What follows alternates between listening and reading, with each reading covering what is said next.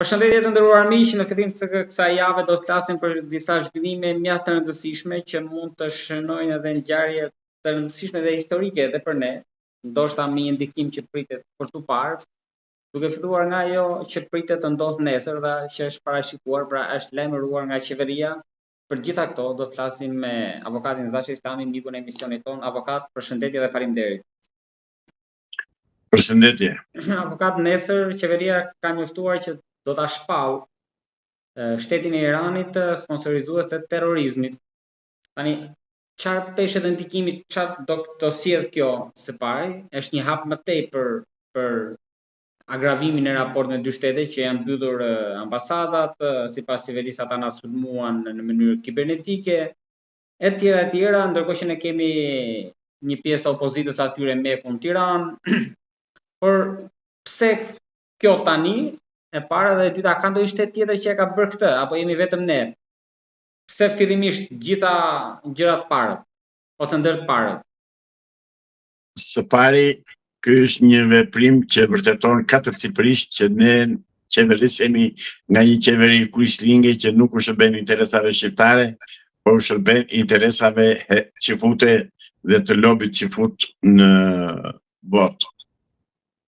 Agresori është qifuti, është Izraeli. Dhe terroristi mbar botëror është Izraeli. Dhe këta kuishlingët tanë, këta tradhtarët që su mungon që tjetë vetëm të ngjitur nga një pull mbas kurrizit, të varën nga një karton atje e të quhen tradhtar nga do që shkojnë e të vinë, këta u bindin interesave dhe zbatojnë interesat e atyre. Se në fundit kush e pyet Shqipërinë? Po ky legendi jonë që na qeveris kërkon që të bëhet i rëndësishëm tani, edhe kërkon, janë mbyllur të tëra dyert, e kanë përjashtuar që të gjithë. Pa erdhi nga Amerika, avokat, nga bordi i paqes, sa erdhi nga ati? Cili bordi i paqes? Më e diskuton akoma bordin e paqes, i kujt paqe është? Tani bordi i paqes, është bordi i paqes. E quajmë bordi. Të lutem, është bordi i paqes duke qenë pjesëmarrës në të kryekriminali Benjamin Netanyahu, kryeministri i Izraelit. A mund të jetë i paqes ai bord? Se ju thoni tani, ju mbështesni dhe ju ose shumë publikoni një idiotizëm të një idiotë që qeveris Shqipërisë. Po, dëgjoj, avokat, ai është vendim që do ta miratoj qeveria, parlamenti, që do shpallet shtet sponsorizuar. Po kush i pyet këta, kush i llogarit këta për të gjallë? Kush i llogarit këta për të gjallë? Ore këta janë trima vetëm këtu se kanë një grup të strukturuar kriminal që quhet parlament, kanë një grup tjetër të strukturuar kriminal në policinë e shtetit, edhe shtypin e shkelin shqiptarët, po këta nuk janë qeveri, zotëri. Këta nuk përfaqësojnë interesat e shqiptarëve. Interesat e shqiptarëve janë gjithë, nuk janë me këta. Nuk janë me qefut, nuk janë me hebrej. Po, do na sjellë ndikim kjo, avokat? Të deri tani kemi parë vetëm rritjen e çmimit naftës, edhe atë qeveria ka thënë që do ta kontrollojë, ndryshe nga vendet e tjera që kanë vendosur dhe tavane, pra vendet në rajon, por kemi ne pasojë tjetër nga ky vendim apo është thjesht simbolik? Vendet në rajon janë shtetet konsoliduara dhe janë shtete me qeveri nacionale që kanë të tyre, qeveri që shërbejnë interesave të vendit tyre. Ndërsa ne nuk kemi qeveri shqiptare. Ne nuk kemi qeveri të qeverisur nga shqiptarë. Ne kemi një qeveri, një grup të strukturuar kriminal që quhet qeveri, që shërben interesave të huajve. Se në fundit çfarë na ka bërë në Irani?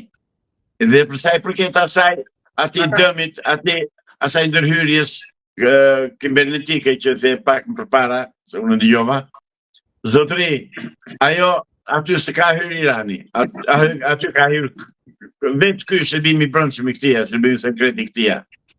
Sepse në fillim ne pranuam 150-180 mujahedin dhe ky e çoi numrin e tyre në 3500, sa e ka çuar, i ka bërë qytet me vete ata. I ka bërë njësi administrative me vete. I ka bërë që janë një stik mas shpine në çdo kohë për kombin dhe për shtetin shqiptar. Zotëri, nuk i jap rëndësi kësaj që ka juve. Po të edhe diçka, avokat, ata përzun edhe Renea nga atje, të kujtohen ato pamje që i nxorën jashtë. Po Po unë nuk jap rëndësi fare kësaj, bile e konsideroj një letër higjienike këtë dokument që do plotësojnë ata nesër, sepse neve nuk na llogarit njeri për të gjallë. Dhe ai dokument që do bëj ky nuk ka asnjë vlerë. Ky po vjen vërdall, po dridhet si në përka në shkop si të kërkoj të marrë mbështetjen e Amerikës. Zotëri, vetë amerikanët nuk e duan Izraelin. 80% e popullit amerikan është kundër luftës që filloi ky pedofili që është presidenti i Amerikës sot, se kanë dalë fotografitë dhe videot që ka qenë në Epstein, që është pjesë e asaj strukture. Pra, nuk kemi ne si popull shqiptar, unë flas që të dëgjojnë iranianët që janë aty, edhe pse janë të opozitës iraniane.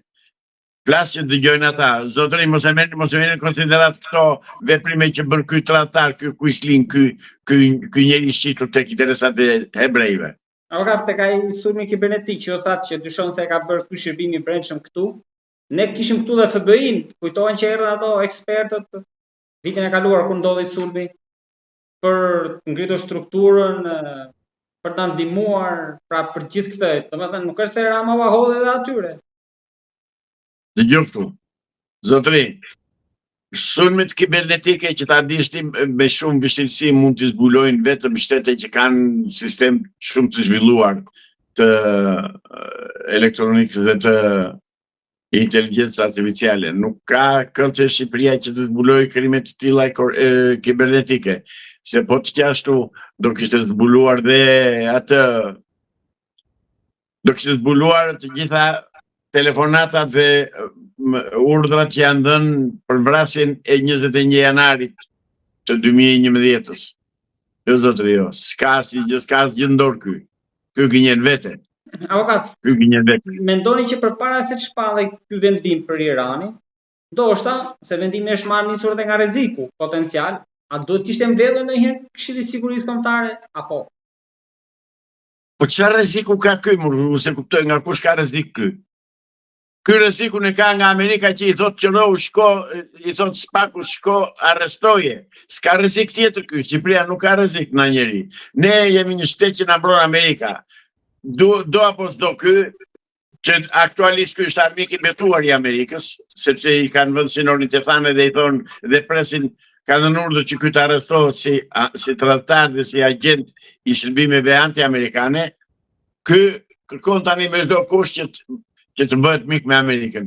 Arriti deri aty sa priti atë konkubinën që është aktualisht është ambasadore e Amerikës në Athinë, që na vjen me minifund ajo. Po mirë, secili ka drejt të vishet është i lirë. Po sipas mediave greke, më duket se ka mërzitur ajo. Jo, mos më thuaj këto. Mos më thuaj këto se dëgjojnë qytetarë shqiptarë. Kush ka të drejtë? Ajo vjen si ambasadore apo vjen si prostitut aty? Jo, avokat, lutem. Ajo mund të ketë ardhur në kartë vizitë private, ajo s'ka ndoshta. Edhe një herë, u prit si ambasadore apo si prostitut, si u prit? Avokat, të lutem. Ajo mund të ketë ardhur në vizitë private. Pra, s'ka protokoll. Po ndoshta s'ka, ka ardhur në vizitë private, pra. Jo ndoshta. Kush mendon? Po ti je gazetar, mos më thuaj mua ndoshta. Ambasadori i zotëri lëviz me grup shoqërues. Nuk ka ambasador të Shteteve të Bashkuara të Amerikës ose ambasadore që të vijë me minifund dhe të takohet në orën 12 të natës. Ç'është ajo vizitë 12 të natës dhe për çfarë arsye? Sipas mediave greke. Të lutem, mos u bën avokati i asaj. Po jo avokat. Nuk është se po bëhem avokati i asaj, po çfarë? Sipas mediave greke, nga stafi i asaj, thoshin mediat greke, se kam parë disa lajme nga ata që kanë publikuar edhe këta tanë, që ajo ishte ndjerë si ku ishte zënë në kurth, fakti që publikuan video në momentit ku shkoi, pra se kishte cilësuar një vizitë private, pra mos bëshe kaq e madhe. Jo, atëre po ta them, mediat greke mundohen që të lajnë mend me sh, thot populli shqiptar. Ti lën ato. Po që ashtu e këshin denoncuar që në mëngjes të asaj dite. Jo më zotëria, ajo i shërbeu interesave të Greqisë dhe erdhi për interesat të Mitsotakit dhe të shtetit grek që duan të marrin pjesën e detit që ka naftë në thellësi. Pra, mendoni që ka ardhur për kufirin detar.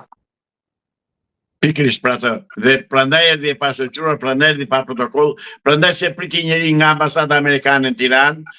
Ore, zotria erdhi me minifundor, zotria, ai e përqafoi, ai e puthi. Ç'është kjo dashuri, e ky dil dashurie midis një ambasadore të Amerikës, që nuk përfaqëson, praktikisht nuk që ka ambasadore e Amerikës është në letra, po në realitet ajo e diskreditoi Amerikën me atë veprim që bëri, ajo ofendoi Amerikën, po ofenduesi më i madh është ky palloshi ynë, ky sharlatani, ky çartësuar se ky sketch nuk di fjalë që të them për to. Avokat, të qëndrojmë tek thelbi. Tani puna është sipas me një logjik thjesht to kanë qenë ca ditë vështira për kryeministrin, sepse kemi pas ato që kalojnë në parlament për Ballukun, reagime të shumta nga Bashkimi Evropian, nga opozita cilësohen si ditë ferri me disa shuplaka, por duke sigur e tekaloi edhe këtë, se dje tha që u mbyll ajo punë. Kështu që zotëri, ky është një gjarpër i plagosur që pret që të vijë ore fundit. Asnjë tjetër. Është një gjarpër i plagosur, rënd, për vdekje dhe